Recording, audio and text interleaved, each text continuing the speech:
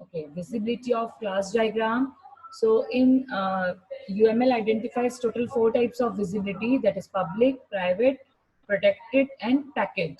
Public specified and denoted by plus sign, protected by hash sign, private by minus sign and package by tilde sign. ठीक है, जो भी आप use करने वाले हैं उसको आपको अपने क्लास डायग्राम में रिप्रेजेंट करना पड़ेगा. ये डायग्राम भी मैंने आपको बहुत क्लियरली बता दिया था कि जो pick item, add tool, remove tool, get tool, ये these are all the operations which will be included in class. और ये ऑपरेशन क्या है, प्लस लिखा है तो वो पब्लिक है, हैश लिखा है तो प्रोटेक्टेड है और माइनस लिखा है तो वो प्राइवेट है.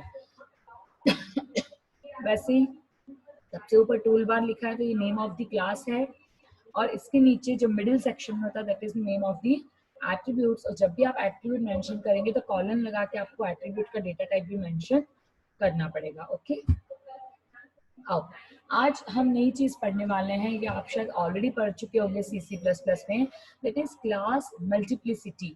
मल्टीप्लिसिटी का मतलब होता है मल्टीपल रिलेशनशिप और relationship in multiple ways.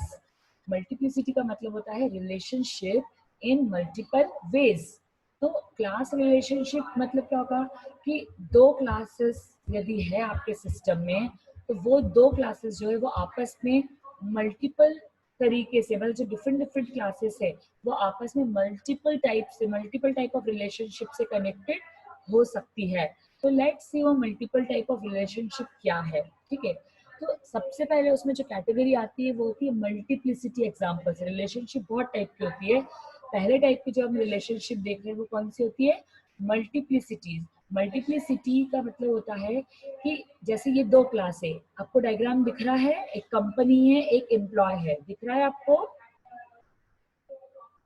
Yes ma'am. Okay, तो कंपनी एक क्लास है और एम्प्लॉय उसी कंपनी की दूसरी क्लास है. ठीक है, अब देखो एक चीज बहुत क्लियर है, यहाँ पर कंपनी और क्लास के बीच में आपने लाइन बनाई है, ये लाइन डेफिनेटली एसोसिएशन को शो करेगी क्योंकि मल्टीप्लिसिटी हमेशा एसोसिएशन में आपको लगानी ही है. मतलब जब आप एसोसिएशन रिलेशनशिप कर रहे हो तो जो मल्टीप्लिसिटी होती है वो एसोसिएशन से रिलेटेड होती है. आपने डेफिनेटली डीबीएमएस में पढ़ा होगा. अब यहाँ पर मैंने कंपनी के पास में लिखा है 1 और जो नीचे है वो लिखा है 1 डैश डैश एस्ट्रिक. मतलब जो कंपनी है वो कितनी है, 1 है, और जो उसमें एम्प्लॉय है और 1 डैश डैश एस्ट्रिक का मतलब होता है 1 और मैनी. मतलब कंपनी में या तो एक एम्प्लॉय है या एक से ज्यादा एम्प्लॉय है. Are you getting the point?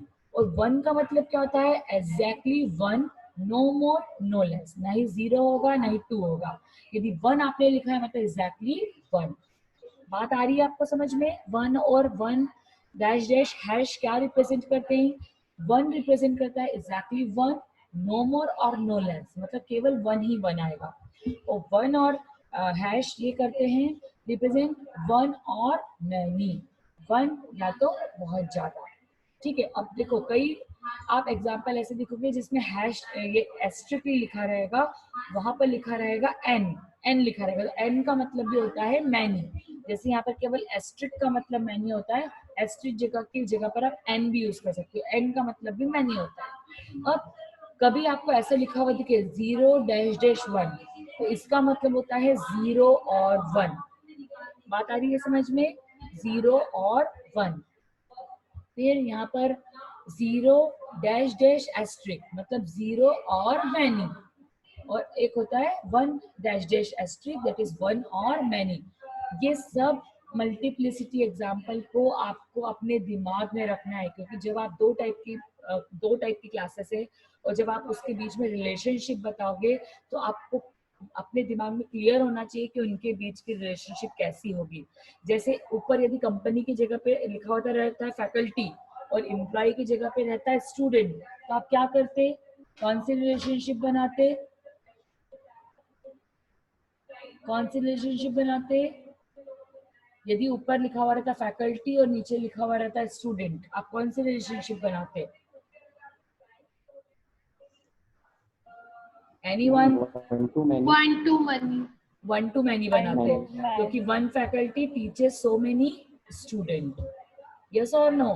पर यदि फैकल्टी एक क्लास, यदि सपोज फैकल्टी एक क्लास है तो उस फैकल्टी क्लास में तो बहुत सारी फैकल्टीज हो सकती है, तो वन टू मैनी गलत नहीं है, लेकिन ये वाली रिलेशनशिप मैनी टू मैनी भी हो सकती है कि many faculty teachers many students. Am I right और रॉन्ग?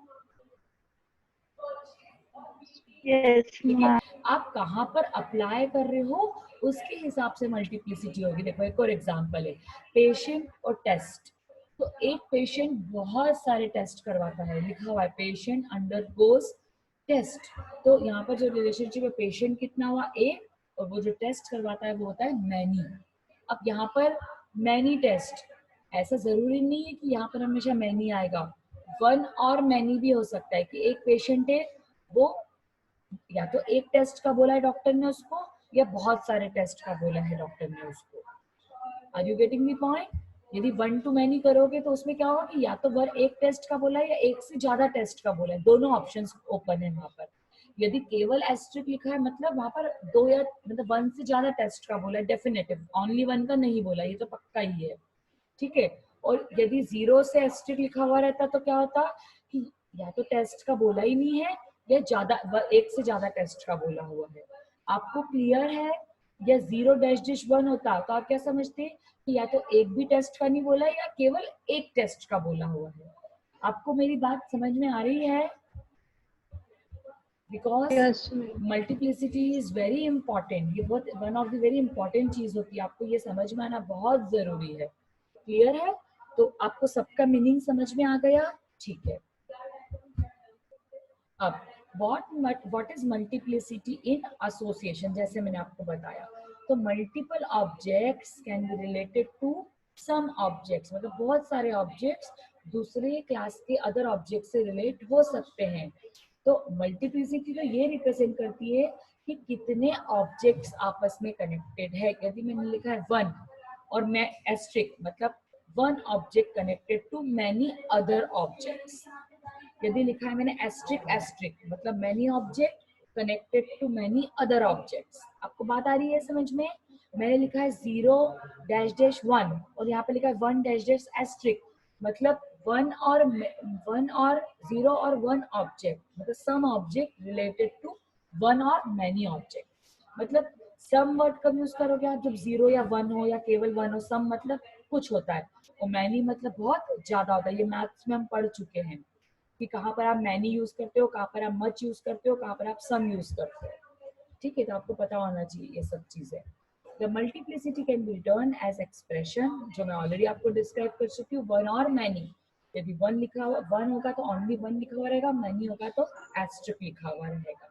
और जैसे आपको मैं ऑलरेडी बता चुकी हूँ, इसके बीच की जो रिलेशनशिप है वो हमेशा लाइन होगी, सिंपल लाइन, अनडायरेक्टेड लाइन, और इसको बोलते हैं हम एसोसिएशन लिंक। ये सिंपल एसोसिएशन रिलेशनशिप होती है जिसपे आप मल्टीप्लिसिटी को डिनोट करते हो। और आप डेफिनेटली एसोसिएशन का नाम भी लिख सकते हो, जैसे लाइब्रेरियन इश्यूज लाइब्रेरी कार्ड। तो लाइब्रेरियन और लाइब्रेरी कार्ड के बीच में रिलेशनशिप क्या होगी? इश्यूज। तो लाइब्रेरियन एक ही होता है और लाइब्रेरी कार्ड जो होते हैं वो मल्टीपल होते हैं। क्लियर है आपको ये चीज?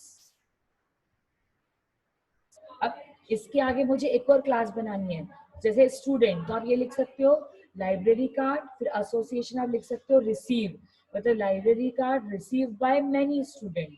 तो लाइब्रेरी कार्ड कितने हो जाएंगे? ऑब्वियसली मैनी हो जाएंगे, और जो स्टूडेंट हो जाएंगे वो भी वन और मैनी हो जाएंगे या सिंपली मैनी हो जाएंगे। आपको समझ में आ रहा है? Okay, so this is the most common type of relationship used in UML. Uh, association is shown between the classes or instance of a class. मतलब या तो आप उसके ऑब्जेक्ट के बीच में शो कर सकते हो या क्लासेस के बीच में शो कर सकते हो। यहाँ पर जनरली आप जो शो करेंगे वो डेफिनेटली क्लासेस के बीच में ही शो करेंगे, ठीक है। यदि आप बोल नहीं पा रहे हो, किसी को कोई डाउट है, तो आप चैट में लिख सकते हो, ठीक है। I will read chat. So अब यहाँ पर एक और एग्जांपल देखते हैं। कस्टमर एक क्लास है और अकाउंट एक क्लास है। तो कस्टमर जो है वो एक है और उसके मल्टीपल अकाउंट हो सकते हैं। तो यहाँ पर आपने मैनी लिखा है। यदि कोई ऐसा कस्टमर है जिसका एक अकाउंट है या एक से ज्यादा अकाउंट है, तो आप वन टू मैनी भी कर सकते हो। कोई प्रॉब्लम नहीं है। लेकिन एक चीज इसमें ध्यान रखेंगे, कस्टमर का जीरो कभी भी नहीं आएगा, मतलब अकाउंट के आगे जीरो कभी भी रिलेशनशिप नहीं होगी कि जीरो डैश डैश वन, कि या तो जीरो अकाउंट या वन अकाउंट। यदि बैंक में कस्टमर का रिलेशन है तो डेफिनेटली वहां पर अकाउंट खुलवाना जरूरी है। अकाउंट नहीं है मतलब कस्टमर का बैंक से कोई रिलेशनशिप नहीं है। आपको ये वाली बात मेरी समझ में आई? ये बहुत इंपॉर्टेंट बात है जो मैंने अभी अभी कही आपसे, कि अकाउंट के आगे जीरो कभी भी नहीं आएगा, क्योंकि यदि कस्टमर बैंक से एसोसिएटेड है तो उसका अकाउंट बैंक में होना कंपलसरी है, अदरवाइज उस कस्टमर का बैंक से कोई भी लेना देना नहीं है। तो कभी भी यहाँ पर जीरो वाली रिलेशनशिप अकाउंट के आगे नहीं आएगी, और डेफिनेटली कस्टमर के आगे जीरो तो कभी आएगी ही नहीं, क्योंकि बैंक सिस्टम में कस्टमर नहीं है तो बैंक सिस्टम का कोई मीनिंग ही नहीं है। Are you getting my point? कहाँ पर जीरो लगाना है, कहाँ पर मन लगाना है, कहाँ पर मन नहीं लगाना है, क्या आपको ये चीज समझ में आई? ओके देन, इसको रीड कैसे करेंगे? One customer can have multiple accounts in a bank, ठीक है। और ऐसे नोट भी लगा सकते हो, आपको कोई एक्स्ट्रा कमेंट देना है तो क्लास डायग्राम में नोट का ऑप्शन भी होता है, आप नोट भी लगा सकते हो कि customer has association between two classes, customer has account, मतलब दोनों के बीच में जो रिलेशनशिप हो गई वो हैज रिलेशनशिप हो गई, ठीक है। ये तो क्विक क्वेश्चन है कि एसोसिएशन क्या होते हैं, मल्टीप्लिसिटी क्या होती है, आपको ये आना चाहिए मेरे इस लेक्चर को अटेंड करने के बाद, ठीक है। बाकी और भी क्वेश्चंस हैं, will go definitely later on, just a minute. Okay, आपको समझ में आया मल्टीप्लिसिटी? कोई और डाउट आपको मल्टीप्लिसिटी में? Any other doubt? Please let me know if you have any kind of doubt. Any other doubt? Am I completely audible? Yes, ma'am. Okay. So any doubt you have? No doubt? Okay then. Ma'am, हाँ बोलो।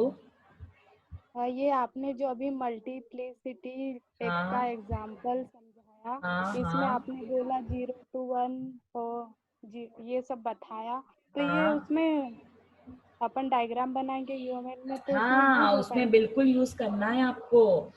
मैंने अब आज lab session इसलिए नहीं बताया क्योंकि अपना क्लास डायग्राम कंप्लीट नहीं हुआ था। मैं आपको लैब बताती तो आपको समझ में नहीं आता। मैं नेक्स्ट वीक में जो लेक्चर वाली क्लासेस रहेगी उसमें लैब बता दूंगी, जब अपने क्लास डायग्राम की सारी चीजें अपन पढ़ लेंगे, ठीक है। तो ये सब मल्टीप्लिसिटी रिलेशन, देखो एक क्लास डायग्राम इनकम्प्लीट है जब तक आपने रिलेशनशिप का अच्छे से नहीं बताया है, तब तक आपका क्लास डायग्राम इनकम्प्लीट रहेगा, ठीक है। तो अपने को इनकम्प्लीट क्लास डायग्राम, डायग्राम में यही सब यूज होगा जो आज हाँ टॉपिक में? बिल्कुल बिल्कुल बिल्कुल, आज टॉपिक और आने वाली क्लासेस में और पुरानी क्लासेस में जो टॉपिक बताया आपको वो सब कुछ क्लास अभी टाइम मिलेगा तो मैं लास्ट 5 मिनट्स में आपको बता भी दूंगी क्लास डायग्राम एक बार स्टार यूएमएल में ओपन करके, ठीक है। ये मैंने थर्ड यस लेक्चर मैम। की स्लाइड ले ली है अब। चलो, अब पहली रिलेशनशिप तो आपको समझ में आ गई कौन सी होती है, एसोसिएशन। और एसोसिएशन रिलेशनशिप आप सिंपल लिंक से शो करते हैं जिसमें कोई भी एरो वगैरह नहीं होते हैं और उसमें मल्टीप्लिसिटी आपको दिखाना पड़ती है, तो ये एसोसिएशन हो गया। एसोसिएशन सबको बहुत अच्छे से क्लियर है।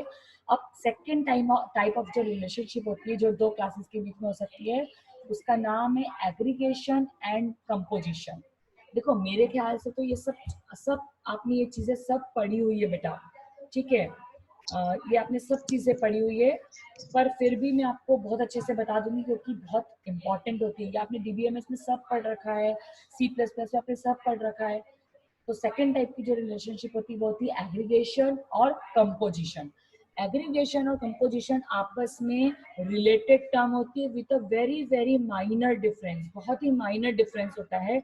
देखते हैं अपन दोनों के बीच में क्या डिफरेंस होता है। देखो, aggregation implies a relationship where the child can exist independently of the parent। मतलब यहाँ पर जो चाइल्ड है, चाइल्ड जो है वो अपने पेरेंट के बिना रह सकता है, मतलब ऐसा चाइल्ड जो हॉस्टल में रहता है। तो डेफिनेटली वो चाइल्ड, मैं मतलब एक लेमैन एग्जांपल दे रही हूँ, कि जो चाइल्ड हॉस्टल में रहता है वो एग्रीगेटेड अपने पापा मम्मी से एग्रीगेशन रिलेशनशिप रखता है, क्योंकि वो अपने पापा मम्मी के बिना रह सकता है. But composition relationship implies a relationship where the child cannot exist independent of the parent. जो बच्चा 3 साल का है, 4 साल का है, 5 साल का है, मेरा मेरा आई थिंक मेरा बच्चा मैं ले लूँ, मेरा बेटा जो है वो मेरे बिना नहीं रह सकता because he is 3.5 year old. तो वो बच्चे जो होंगे वो क्या होंगे? कंपोजिशन रिलेशनशिप, जो अपने पेरेंट्स के बिना नहीं रह सकते. Are you getting my point? Yes ma'am. मतलब जो क्लासेस, जो सब क्लास तो है लेकिन सब क्लास होने के बाद जो इंडिपेंडेंट रह सकती है उसको बोलेंगे एग्रीगेशन, जो इंडिपेंडेंट नहीं रह सकती है उसको बोलेंगे कंपोजिशन. तो अब देखो ये तो पहला डिफरेंस हो गया कि कैन एग्जिस्ट और कैन नॉट एग्जिस्ट डेफिनेशन. अब दूसरा क्या हो गया? जो एग्रीगेशन है उसको आप होलो होलो होलो डायमंड से शो करते हो, और जो कंपोजिशन होती है उसको आप फील्ड सॉलिड डायमंड से रिप्रेजेंट करते हो. दिखाई दे रहा है सॉलिड डायमंड और होलो डायमंड? यस. अब याद रखेंगे तीसरा डिफरेंस, या ये तो कॉमन सिमिलरिटी है कि आप होलो और जो सॉलिड है वो कहाँ लगाएंगे? होल क्लास के आगे. एग्रीगेशन और कंपोजिशन को होल पार्ट रिलेशनशिप भी बोलते हैं. होल पार्ट मतलब होल और पार्ट के बीच की रिलेशनशिप. होल मतलब HOLE वाला होल नहीं, WHO. होल मतलब कंप्लीट. तो जो कंप्लीट है, जो बड़ी क्लास है, उसके आगे ये डायमंड साइन आपको लगाना है. जैसे कार बड़ी क्लास है इसलिए आपने कार के सामने डायमंड साइन लगाया है, और जो उसकी पूंछ है, टेल है, वो क्या आएगी? पार्ट की तरफ आएगी. क्लियर है? अब देखो एग्जांपल देखते हैं. एक क्लास है कार, और तुमको पता है कार में हम DVD या स्टीरियो लगाते हैं, गाने सुनने के लिए कार में लगाते हैं. Yes ma'am. ठीक है, तो कार जो है वो होल रिलेशनशिप हो गई, कार बड़ी क्लास हो गई, इसलिए उसके आगे हमने लगाया है डायमंड. लेकिन जो DVD है वो उसका एक पार्ट है. DVD कार का पार्ट है, पर DVD प्लेयर को हम अलग से भी घर में भी चला सकते हैं. जरूरी नहीं है कि हम DVD प्लेयर को कार में ही चलाएं. मतलब DVD प्लेयर अलग से एग्जिस्ट कर सकता है. यदि कार नहीं भी होगी तो DVD प्लेयर चल सकता है. मतलब कार के बिना DVD का एग्जिस्टेंस है. तो ये एग्रीगेशन रिलेशनशिप हो गई. आ रही है आपको बात समझ में? लेकिन जो कंपोजिशन रिलेशनशिप है उसका क्या मतलब है? Steering wheel. कार में स्टीयरिंग व्हील होता है, स्टीयरिंग व्हील का अलग से कोई मतलब ही नहीं है. यदि आप उसको कार में फिट करोगे तो ही उसका मीनिंग है. कार की वो डायरेक्शन बताएगा, लेकिन अलग से स्टीयरिंग व्हील का कोई मीनिंग ही नहीं होता है. तो स्टीयरिंग व्हील जो है वो कंपोजिशन का एग्जाम्पल है, कि जहाँ पर स्टीयरिंग व्हील यदि अकेली क्लास हो जाए, यदि स्टीयरिंग व्हील सिंगल क्लास होगी तो वहां पर उसका कोई मीनिंग नहीं होगा. यदि वो कार से एसोसिएटेड होगी, कार से एग्रीगेटेड होगी, तो वहां पर उसका मीनिंग आ जाएगा. Are you getting my point? जैसे हाँ, कौन क्वेश्चन पूछ रहा था? आप पूछो. कोई क्वेश्चन पूछ रहा था मुझसे? अभी सिर्फ भारती ने लिखा है कि मैडम प्लीज रिपीट. तो वो तो मैं अभी तो शुरू ही किया है. Repeat, don't worry. बट अभी मैंने जो समझाया आपको वो समझ में आया? डिफरेंस देखते हैं उसके बाद कितना समझ में आता है. The relationship between a child and parent class is represented in aggregation relationship wherein child can exist independently of the parent. मतलब एग्रीगेशन वो रिलेशनशिप होती है जहाँ पर चाइल्ड पेरेंट से इंडिपेंडेंटली रह सकता है, और इंडिपेंडेंटली रहने के बाद उसका भी एक मीनिंग होता है. ठीक है, देखो जैसे आप कल को आपकी नौकरी लग जाएगी, आप US चले जाओगे और वहां पर आप खुद कमा रहे हो, आप अपने पेरेंट्स पे डिपेंडेंट नहीं रहोगे, बट आपकी और आपके पेरेंट की रिलेशनशिप तो नहीं खत्म हो जाएगी. आप उनसे रोज सुबह शाम फोन लगा के बात करोगे. करोगे कि नहीं करोगे? करोगे.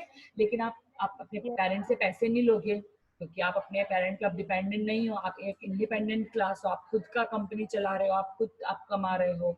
बट ऐसा तो नहीं. आपकी तो रिलेशनशिप रहेगी, मतलब आपकी पेरेंट और आपके बीच में रिलेशनशिप रहेगी, पर वो किस टाइप की रहेगी? एग्रीगेशन. मतलब रिलेशनशिप एग्जिस्ट करती है, ठीक है, बट आप अपने पेरेंट पे डिपेंडेंट नहीं हो बिकॉज यू आर इंडिपेंडेंट. लेकिन यदि जैसे मैंने अपने बेटे के बारे में बताया कि ही इज 3.5 ईयर ओल्ड, वो अभी कमाता भी नहीं है, वो तो अभी समझता भी नहीं है, वो मेरे बिना नहीं रह सकता क्योंकि वो अभी भी मेरा हाथ पकड़ के चलता है, ठीक है। तो वो रिलेशनशिप कौन सी हो गई, कंपोजिशन, कि वो क्लास तो है क्योंकि वो खुद खाता है, खुद चलता है, उसमें कुछ चीजें हैं वो खुद कर सकता है, बट वो खुद पढ़ाई नहीं करता है, वो खुद कमाता नहीं है, वो मेरे बिना खुद कहीं जा नहीं सकता, तो कुछ मायनों में वो मेरे बिना नहीं रह सकता। तो वहां पर जो रिलेशनशिप हो गई वो कैन नॉट एग्जिस्ट हो गई, डिपेंडेंट रिलेशनशिप हो गई, तो उसको बोलेंगे कंपोजिशन। जैसे मैंने बताया कि स्टीयरिंग व्हील है, जैसे गाड़ी के गेयर है, यदि मैं वो बना के रख रही हूँ तो वो गेयर अकेले अलग पड़े हुए तो उनका कोई मीनिंग नहीं जब तक मैं उसको कार में नहीं लगाऊंगी। लेकिन डीवीडी प्लेयर पड़ा हुआ है, यदि मैं उसको कार में नहीं लगाऊंगी तो कोई बात नहीं, मैं उसको अपने हॉल में लगा के अपनी टीवी से कनेक्ट करके सुन लूंगी, ठीक है। तो जो एग्रीगेशन होती है वो वीक रिलेशनशिप होती है। वीक क्यों, क्योंकि उसमें डिपेंडेंसी ज्यादा नहीं होती है। पर जो कंपोजिशन होती है वो स्ट्रॉन्ग रिलेशनशिप होती है क्योंकि उसमें बहुत ज्यादा डिपेंडेंसी होती है, ठीक है। फिर deleting of owing class does not affect system. DVD player नहीं भी रहा तो कार तो चलेगी, कोई मुझसे मतलब नहीं है। डीवीडी प्लेयर नहीं रहा तो भी कार चलेगी आपकी। कार में मैंने गार्ड्स नहीं लगाए तो भी कोई बात नहीं, धूप आ रही है मेरी कार में कोई बात नहीं, फिर भी मेरी क्लास चलेगी। लेकिन यदि मैं स्टीयरिंग व्हील हटा दूं तो मेरी क्लास चलेगी क्या, बिल्कुल भी नहीं चलेगी। जैसे नीचे एग्जांपल लिखा है इंजन, यदि मैं रोहित म्यूट योरसेल्फ, यदि मैं इंजन हटा दूं तो मेरी क्लास चलेगी क्या, नहीं चलेगी। आई बात समझ में। और लास्ट डिफरेंस है कि एग्रीगेशन में होलो डायमंड यूज होता है और कंपोजिशन में सॉलिड ब्लैक कलर का डायमंड यूज होता है। अब देखो यहाँ पर एक एग्जांपल है, ड्राइवर और व्हीकल। तो ड्राइवर के बिना व्हीकल चल सकता है। अब बोलोगे मैडम ड्राइवर के बिना व्हीकल कैसे चल सकता है, तो मेरे घर में तो मेरे हस्बैंड ड्राइवर चलाते हैं, मेरे घर को ड्राइवर थोड़ी ना है।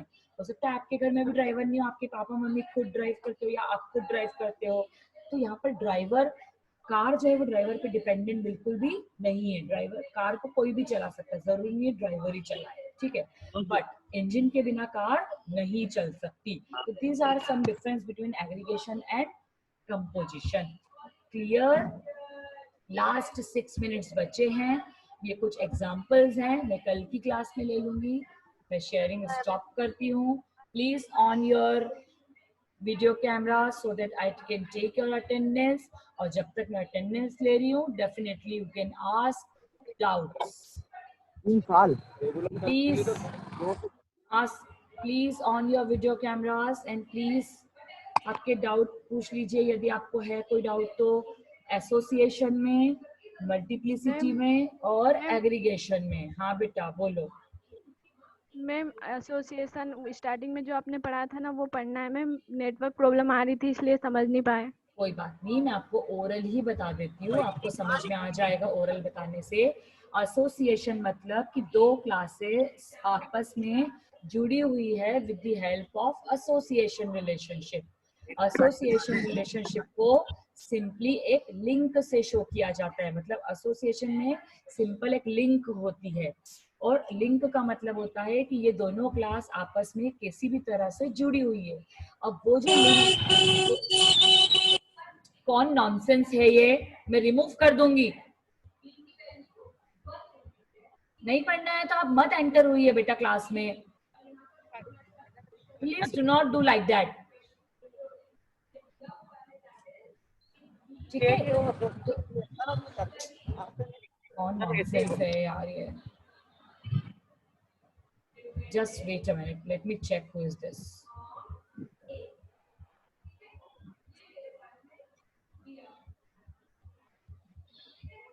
Just a minute wait. हाँ